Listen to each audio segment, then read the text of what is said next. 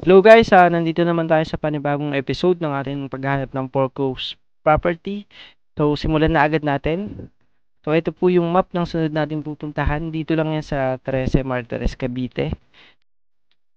So, yan pong red line, dyan po tayo dadaan mamaya. Papakita natin yung environment dyan. So, dito tayo manggagaling. Unang panggagalingan natin dyan is unang bubungad sa atin is Alphamart. So, dyan po location ng dyan po nakapin, yung red pin, dyan po nakalagay yung subdivision. Yung Golden Horizon Courtyard. So, ito po yung mga malalaking establishment na nakapalibot dun sa subdivision. Yung Walter Mart, kabilaan. Siguro nasa 10 to 15 minutes lang po yung biyahe kung pupunta ka sa Walter Mart. Meron din po diyang Gentry Medical Center, which is good. Meron din pong Pure Gold, maganda rin. Nasa mismong labasan lang mismo ng inyong lugar. And meron din po dyan Dali. Meron ding church. So, i-post nyo na lang guys kung gusto nyo pang makita yung iba pang establishment. So, guys, huwag nyo kalimutan mag-subscribe. Malaking tulong yun. At saka like and comment na rin kung ibang may mga suggestion or may mga gusto kayong, may mga tanong. So, yan po yung mga nakapalibot at post na lang natin para makita pa natin yung iba pa natin, yung mga gusto natin na meron dun sa location na gusto nating i-bid. So, zoom in lang natin, makikita natin dyan, pag zoom in natin, yan po yung subdivision, yung rectangle po na yan, dyan po mismo talaga located yung bahay. So, di lang namin alam yung eksaktong kung saan talaga siya sa map, pero yan po, dyan po banda yon. And sa mismong gate lang po, papasok ng subdivision, and andyan na po yung Trece Martires National High School. So, kayang-kayang lakarin, tapat lang mismo ng gate, second gate ng subdivision. Although yung subdivision nyo po, wala masyadong mga establishment, mga kainan, na naitatayo yung mga residente kasi hindi ko alam kung bago pa lang pero nung pinuntahan namin siya medyo konti pa lang yung ibang bahay po wala pa po talaga nakatira, unoccupied po at meron parang may under construction pa din, tuloy pa rin yung paggawa. So bago pa lang, mas maganda kung ganun kasi pwedeng kayo yung magpasimula ng business, like gusto nyo magtayo ng mga water spilling business or mga groceries. So, ito po yung papasok sa subdivision. Tulad ng sabi ko, unang bubungad sa atin dyan yung Alphamart. So, medyo, kung nakita nyo sa map, sobrang, yung red line dun is sobrang layo pa. Papasok sa subdivision. Pero kayo maglala kasi medyo buhay na buhay ng community dito. Labas-pasok lang po yung tricycle. So, marami na kayong makakasabay sa tricycle. Di na kayo mag-aalala na baka walang tricycle or mahirapan kayo makapasok sa lugar. Pero kung may sasakyan kayo, mas maganda. Kasi yung biyahe, yung papunta dun sa may Pure Gold kanina is almost 7 to 8 minutes lang kung pupunta ka ron. Although, meron din namang Dali sa loob, meron ding Alphamart sa loob. So, hindi ka na rin ganun kalayo kung sakaling may bibilhin ka or mag-grocery. So, may mga iba po pong subdivision na andun sa mismong looban. Yan, tulad niya, may madadaanan tayong Alphamart. So, maganda yung lugar kasi maaliwalas, tulad ng lagi yung sinasabi, medyo mapuno pa siya. Marami pa rin punong natitira. So, kahit pa paano, mahangin-hangin dito sa lugar na to. Yan, pinas forward na lang natin para, yan, check nyo po yan. May nakita po kayong Dali. So, malapit na po yan dun sa subdivision. Tingin ko kaya naman lakarin, pero mas maganda kung may sasakyan. Tsaka delikado rin naman yung ganitong lugar, lalo kapag gabi, maglalakad ka.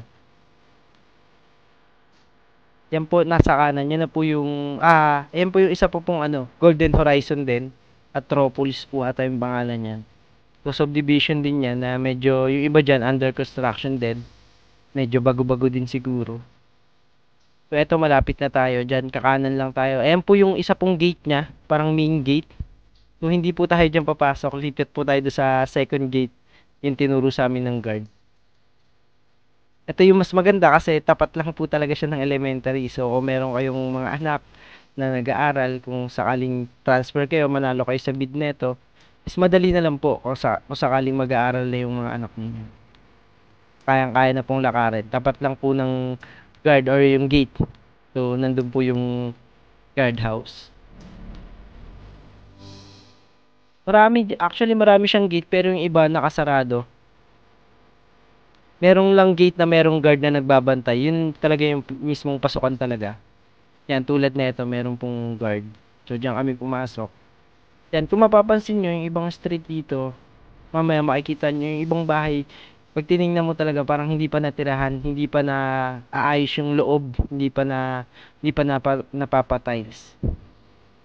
'Yan tulad nito wala masyadong tao, tsaka mapapansin niyo ibang bahay diyan, talagang walang tao, hindi pa nagagawa yung loob. Bale yung bahay na 'to is parang brand new siya kung titingnan mo, kasi ganito yung mga binebenta ng mga agent, yung bagong developer is wala pa talagang tiles, yung tawag nila is yung parang bare unit lang. Walang tiles, walang partition sa taas. So, yung bahay na 'to is para ka na ring bumili ng brand new, although yung presyo niya mas mura talaga. So, yung pinto niya, kita niyo naman yung pinto, okey na okey pa. Parang hindi talaga siya natirahan. Parang siguro yung dating tumira dito is nag-down lang, is yun nga hindi na siguro kayang bayaran kaya narimata agad. Yan, eto po yung tinutukoy ko na parang bare unit talaga, walang pintura, walang tiles. Ganito yung kapag bibili ka ng bagong bahay, kadalasan ganito yung mga ino-offer nila. So, dito bukas yung pinto kaya nagkaroon tayo ng chance na mapasok yung bahay para makita natin yung loob. Yan, nakita niyo yung mga bintana, wala pa pong basag. Yung door, okay na okay po, pero hindi po siya nakalock. Yan, pumasok kami, okay naman siya.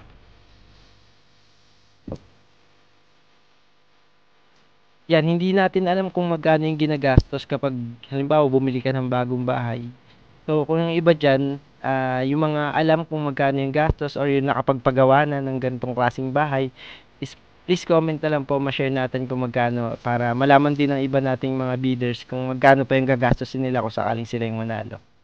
So, kung nakita niyo yung toilet, meron pang balot ng plastic. So, feeling ko ayos pa yun at pwede pang magamit. So, hindi nyo kailangang bumili ng bagong toilet. Kailangan nyo lang ng, yun nga, pintura. Although, tiles na po yung toilet. So, makakalis na yun sa gagastusin natin. So, ito po yung second floor.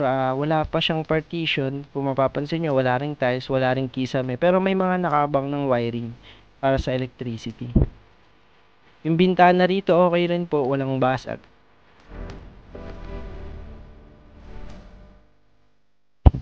Yes, yung mga nakabili ng bahay tapos nakapagpagawa ng gantong bare unit, please comment na lang po para ma-share natin kung magkano yung ano, yung nagagastos talaga. Malaking tulong na po yun para sa mga bidders na nag-aalinlangan mag-bid sa ganito kasi pag nag-bid sila, mag-down sila ng bid ban, wala na silang pampagawa. So maganda kung siguro kung may magko-comment diyan na alam yung mga estimate ng kung sa pagpapagawa ng bahay. So, yan po yung mga kapitbahay nyo. Na-check po namin yan nung nandiyan kami. Wala po talagang mga nakatira yung ibang bahay. So, parang bagong-bago. So, maganda rito. Pwede kang ikaw yung mag-start ng business. Yung presyo naman nito, okay, check natin.